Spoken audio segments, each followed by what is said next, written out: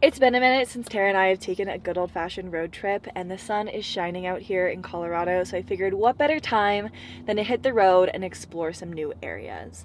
From camping to cold plunges to an icy waterfall in a brand new national park to us that is dog friendly. I think it's actually pretty new as well. Support your parks. I have a general idea of where I think I want to camp tonight, but a couple of stops to make along the way that will hopefully make this even more special than it already is. So I'm gonna go ahead and get the car ready. I just went and purchased my brand new America the Beautiful pass so we can go and enjoy our national parks this year. And we're gonna hit the road so we can get there with plenty of daylight and time to spare before the sun sets tonight and the real adventure begins tomorrow. Are you ready to go on an adventure?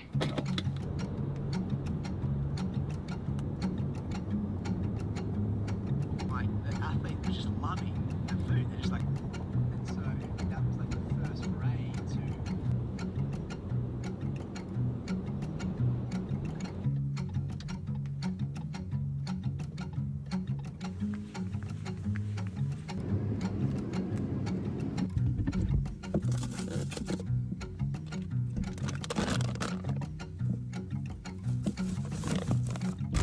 I was really hoping to get some firewood as well, but I think wind today is supposed to pick up to like 40 miles an hour, which is just not responsible, nor a responsibility I want to bear regarding fires. So no fire for us today. Hopefully I don't regret that decision.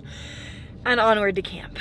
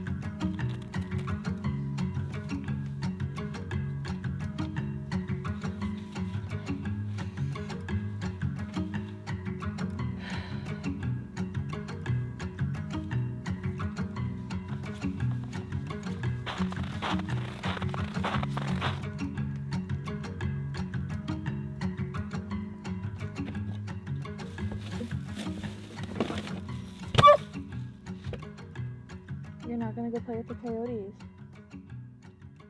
She's mad that she's on a leash.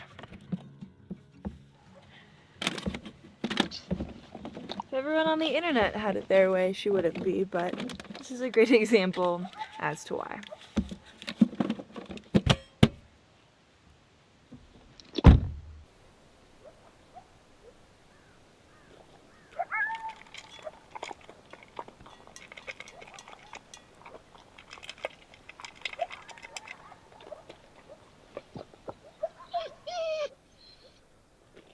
No, we're not gonna go make friends. They're not your friends. I'm sorry.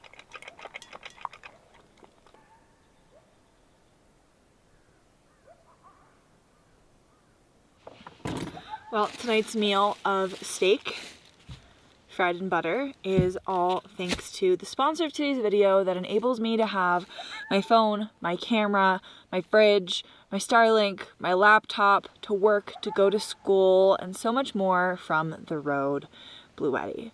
And while I prep this, since Tara is angrily screaming at the coyotes in the distance, I'm gonna go ahead and take a pause, so that way we can hear a word from today's sponsor with a little bit of B-roll in the background. I've been on the road in some capacity for the past almost 4 years now. 4 years ago, I bought my first van, and it wasn't until April that I actually hit the road for the first time.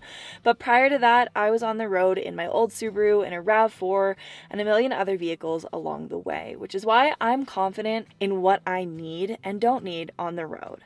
And one thing that I used to view as a luxury, but now view as an absolute necessity, especially since my job is mobile, remote with me, as is my grad school program, is power. which is why I'm so excited to tell you all a little bit more about today's sponsor, Bluetti, and their new Charger 1 and AC 180p as a power station powerhouse combo for anyone traveling anywhere on the road. A few weeks ago, I installed the new Charger 1 from Bluetti into my Subaru, and in the past, this would have been replaced by a really clunky DC to DC charger that will run you hundreds and hundreds of dollars in wiring and tools, a breaker box, and so much more to connect to a power system that you would have to build yourself. But seeing as I already have and love my Bluetti power stations, specifically the 180p when I'm in my car because of its compact and portable size, getting the Charger 1 only made sense as it easily hooks up to my car's battery, which charges off of my alternator, meaning that I can pull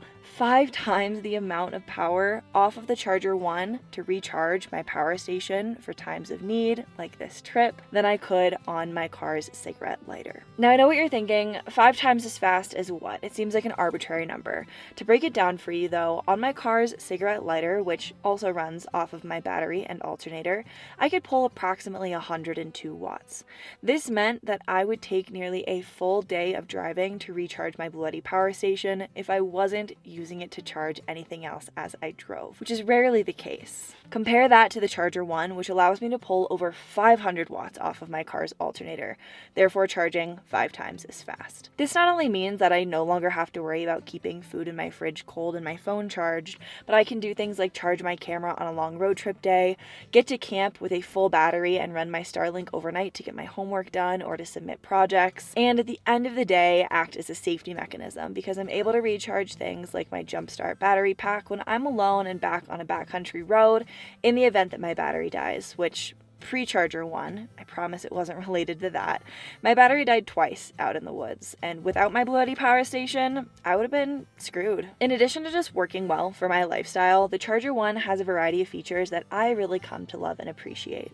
First of which being its safety features. The Charger 1 has an automatic inline breaker which will shut off in case of an emergency or a power surge, protecting myself, Tara, passengers, and all of my belongings. If there's ever a time where I want to mess with the settings, let's say, which I'll get into in a second, I can also use the Bluetti app to remotely disconnect the Charger 1 from my car and from my Bluetti power station. And while we're on the topic of it, I'm going to go ahead and overlay a screen here because I really screwed up the other day and did not realize that when you plug in your Charger 1, you should probably check its settings. Whoops. So in past videos and on past trips, I've been saying that the Charger 1 could charge the station at about 200 watts, which is far more than I was getting off of my cigarette lighter, but far less than I'm able to now. So if you're going to purchase a Charger 1 yourself, I'd highly recommend going in and following the charging voltage setup, which for the Bluetti AC 180p allows me to charge not at a rate of 200 watts an hour, but over 500. So whether you're an avid car camper like myself, you're building out a van or a truck camper, maybe an off-grid cabin in the woods, or you're just looking for backup power for your house, head down to the link in the description down below to check out the Bluetti AC 180p, Charger 1, and all of their other power charging system solutions. And thank you again to Bluetti for sponsoring today's video.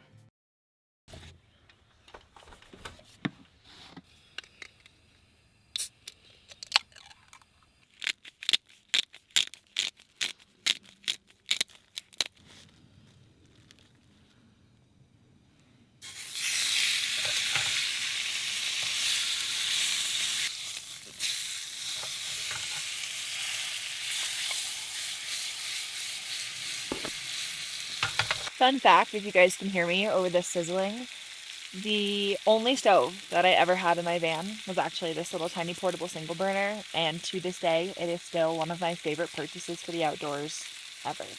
So efficient, so compact. I'm at almost 9,000 feet right now, and the butane is having no issue keeping up, which I have had issues with propane in the past. And ultimately, it is just the easiest solution to cooking healthier meals on the road, as opposed to eating dry ramen and granola bars, which I've been known to do when I forget it.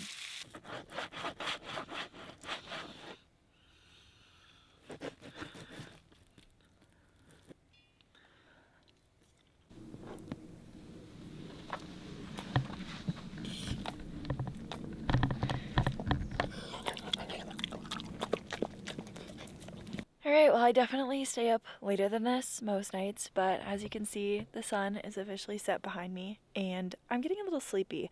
I have some work that I'm going to get done tonight. I thankfully have just enough service out here, I believe, to get it done. I'm going to tuck in early and I'm going to get up in time, fingers crossed, for sunrise at a new national park. And I think you guys will see why when we get there in the morning. But until then, sleep well, or we'll sleep well, and I'll see you guys in the morning.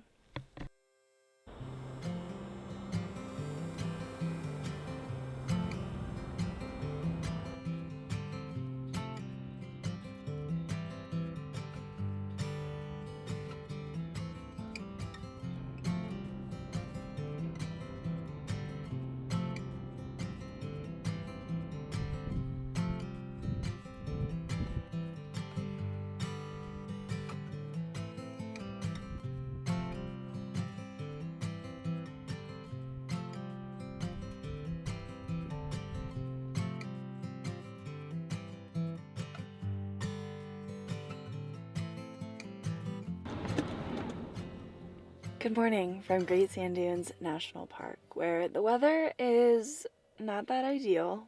It's a little blustery, which on dunes, especially with a dog, can be tough, and very overcast. But thankfully, the sunrise this morning was incredible, and I think that makes my early wake up worth it, if nothing else. Since it is so early and the sun is not up, I am going to go ahead and make a quick breakfast out of the back of the car, and then Tara and I are going to head off on a short hike.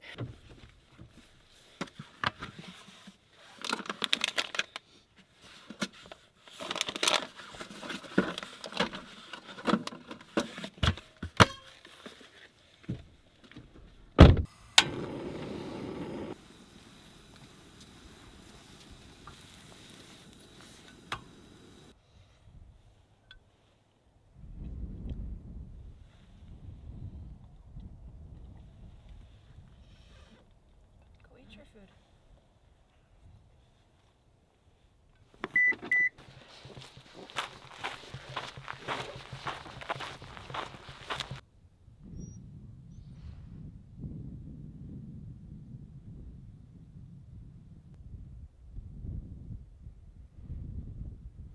Coming to parks is always such an interesting experience for me because pretty much since I got on the road, I've had Tara, which means that we can't really go to national parks because she would have to be in the car. And a lot of parks these days don't even allow that, which I think honestly is a good thing, but it definitely has limited where I've traveled with her in terms of established parks, national parks, campgrounds, etc. So coming out on a day like today, in the middle of winter, could not be a more perfect time to experience this.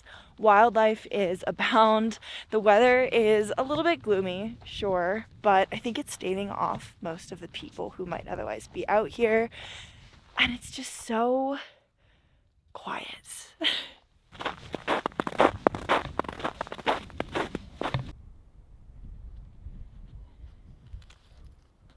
I don't know if you guys can see, but where Tara just kicked up the sand, there's snow underneath. And it'll probably be an unpopular opinion, but this might be my favorite time of year to come to the dunes. In the summer, it's just too dang hot. Tara can never come with me. In the fall, there's so many people because I think that's the ideal time to be here. But midwinter, I'm not sinking into the sand. It's like a little firm, but not entirely. Like there's still give to it.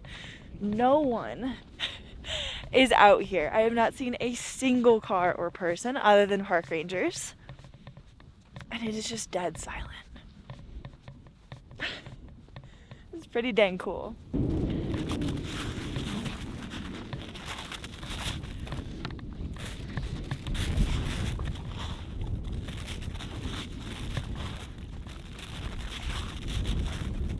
That said, my hair, it is definitely blustery out here, and I think we're probably gonna have to call it pretty soon because the winds are doing this.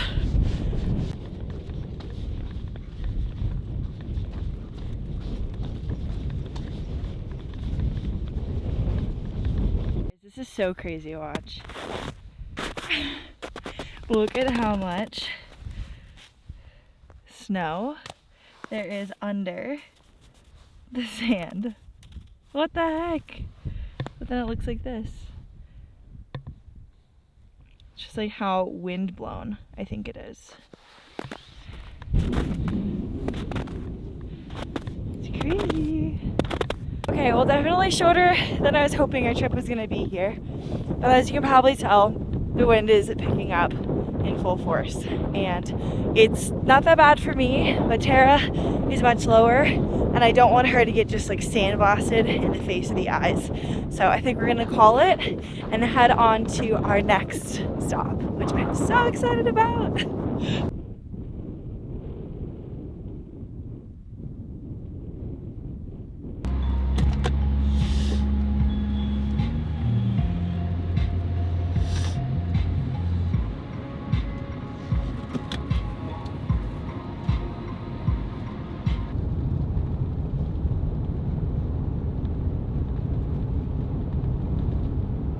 Kind of a silly little fun fact about this trail.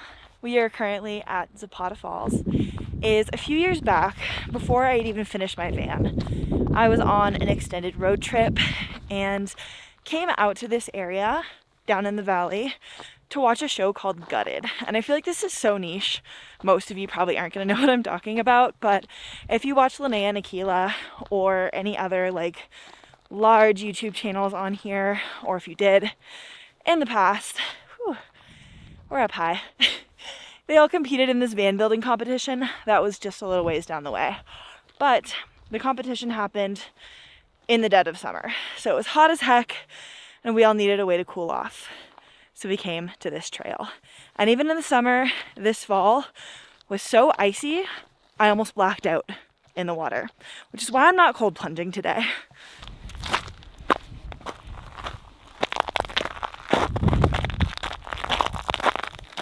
Let's go!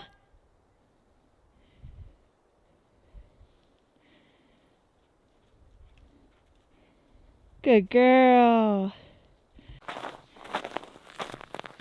Wow. Well, there is part of the crevasse that indicates that something is below us. Holy smokes. Tara! Here is the entrance to the canyon. It's crazy. Wow.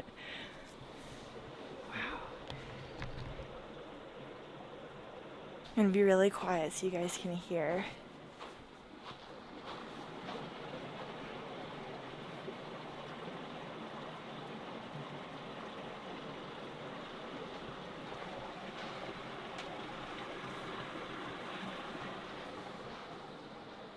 Behind these massive globes, these like bulbous protrusions, I don't know what you want to call them, of ice. The river's still flowing. Wow, look at this. Whew. Yeah, no cold plunging today, even if we wanted to. It's more than frozen solid.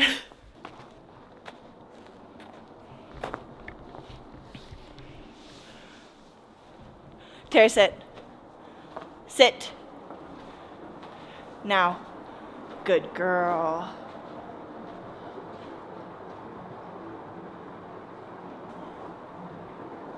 Leave it. This has to be one of the coolest things I've ever seen.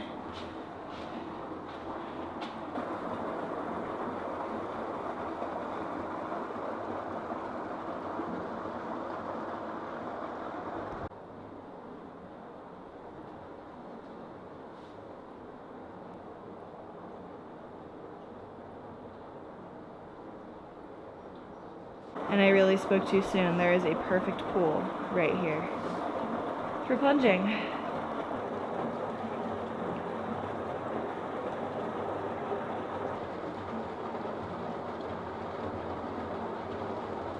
This is one of those things where I'm like, the opportunity is just like too good. There's literally a perfect hole at the bottom of the waterfall. Like, am I supposed to get in? just for like a quick second. I didn't bring a towel or like a swimsuit or anything with me.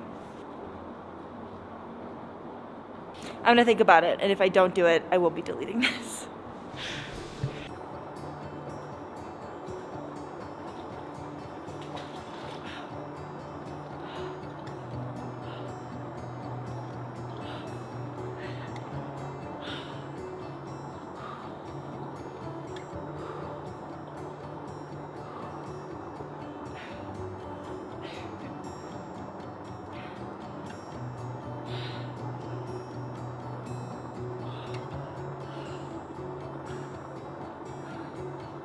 Stay. Okay. Oh my gosh. That was admittedly some pansy behavior, not getting all the way in. But in my defense, I'm out here by myself. Tara can do nothing for me if I get too cold and pass out or have an issue. No one knows where I am, and I have no service. And even if I had an inReach, I'm at the base of a canyon. So I'm gonna call that a win. I don't think you guys are even focused on me. Not that you need to see this. I'm gonna call it a win. I am proud of myself for getting in at all because I truthfully did not want to, but I've been talking about getting like a stock tank for home so that way I can cold plunge in the backyard in the morning. And if I'm gonna pass up cold plunging under an ice waterfall, I don't feel like I deserve to have a stock tank in the backyard, you know? All right, now that I'm out, it's one of those I definitely could have stayed in for longer. I definitely could have dunked my core, but next time, I guess I'll have to bring someone up here to come do it with me. I'm gonna turn the camera off because I'm gonna take off my wet bottoms, I just realized. All right, guys, I know I said I'd see you back at the car, but inspiration struck, and I feel like that can be rare for me these days. So I'm just gonna get into something that I've been meaning to talk about, but haven't really had the words for until right now, I guess. Since moving into a home and just doing these part-time trips and not being on the road full-time anymore, have stopped doing hard things. And it's not that I've entirely stopped. I mean, I've had other things come up in my life, emotional things, family things, moving things, partner things. Like, so much has changed in the last year since getting off the road. But I think what I mean by doing hard things is that I've stopped pushing myself to get in the cold water. I've stopped having the opportunity more often than not, but even when I do, sometimes there's just a reason to not do it. And more than anything, life has become really easy. I have water instantly at my fingertips. I have a shower every single day. I have a massive fridge with food for an entire week. I can pick and choose which grocery stores I shop at. I have a car in the garage. Like, there's just so many things that have changed, convenience-wise, have gotten better or easier in my life. And in getting comfortable with this everyday stuff, having water, food, laundry, a shower, it's really made it more difficult for me to push myself and be uncomfortable when I have the choice to. Which is why I was bringing up that I wanted to get a stock tank and start cold plunging again. It has nothing to do with, biohacking or metabolism or longevity or any of the reasons that a lot of people talk about, but it's really more of a just, I want a reason to push myself again. And I think doing that regularly is healthy. It's a great reminder that not everything in life should be easy, even though we've made it that way. And I don't know, I think I'm rambling now, but what I'm getting at is I am so lucky and I'm so grateful to have the things that I do that make my life easier. And I also think that it's easy to get stuck in that place and to get too comfortable. And I don't want that. So here's to pushing ourselves, I guess, and doing shit that makes us uncomfortable. All right, well, I just got back to the car and I'm debating what to do next. If I go all the way across the valley, there's a really great cinnamon roll and coffee shop that I would love, but it's kind of far just for that. I am running low on battery on my camera, but we still got 73% on the Blue Yeti. So maybe I use the trip across the valley as justification to charge my camera, get a good cinnamon roll, finish charging the Bluetti because 73%, we should be almost fully charged by the time I get there, before heading back up the valley and home later today. I'm going to think about it, but it's good to know that I have enough to do whatever it is that I want to do. Oh, I have an idea. 2 stops. One at my favorite cinnamon roll place, and the other at a food truck in Salida that I've really missed. I haven't had it, I guess, almost in 3 years now. But every single time I pass by, I'm always on my way to do something else. So I think a food tour of the valley could be in session today. I'm going to go ahead and charge the camera, and I'll see you guys at the cinnamon roll spot, I guess. Okay. I guess it would not be a proper road trip without a check engine, my eyesight being disabled, traction control for some reason blinking, and all of my other safeties off. Well, I guess I'm gonna turn the car off and see if that fixes anything. I am in the middle of nowhere, but at least I'm off to the side of the road. Unimpressed. All right, let's see if we can get this going.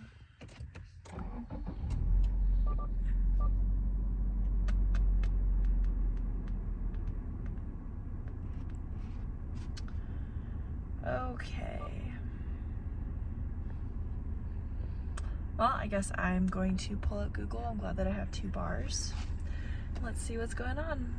All right, so I have this lovely little plug-in device. If you guys have been here since the bus days, you would know about this already. It's called Fixed, F-I-X-D, which is a code reader that hooks up to my phone. Wow, my eyes are looking terrible. The Fixed code reader is telling me that I'm throwing code P0420, which for a Subaru with my 1 bar of service, I was able to drill down to being most likely a bad oxygen sensor, because at this point a bad catalytic converter could be throwing other issues up, throwing other flags up, bad smell, etc. So I'm glad that I am planning on going home tonight, because there's not a whole lot that I can do about it here, but I'm hoping that it really is just a bad O2 sensor and that I can do this myself at home, because I really don't want to replace a catalytic converter. That would really, really stink. Anyways, onward to cinnamon rolls and then back north.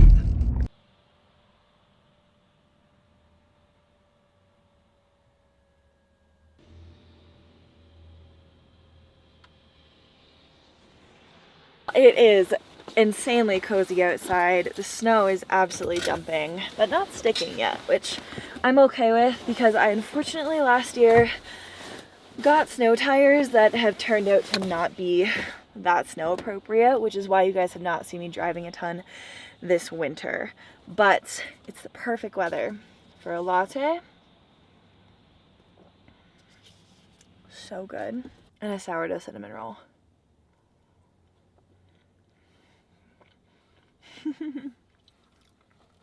So good.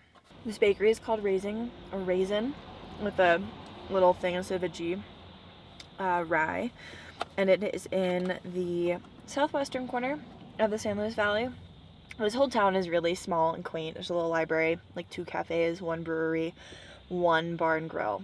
And I feel like what most people know about it is that it's known for its Amish population, which means they do a lot of things really well, including baking.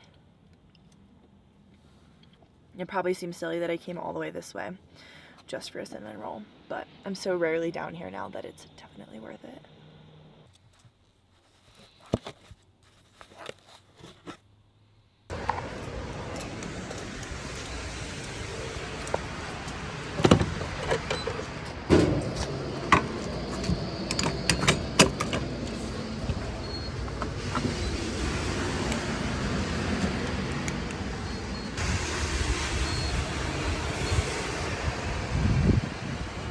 Alright y'all, well, plans have been somewhat thwarted. It was absolutely pouring. The food truck was shuttered closed. And with my car throwing all of these lights all of a sudden, I figured it was best that we just head home.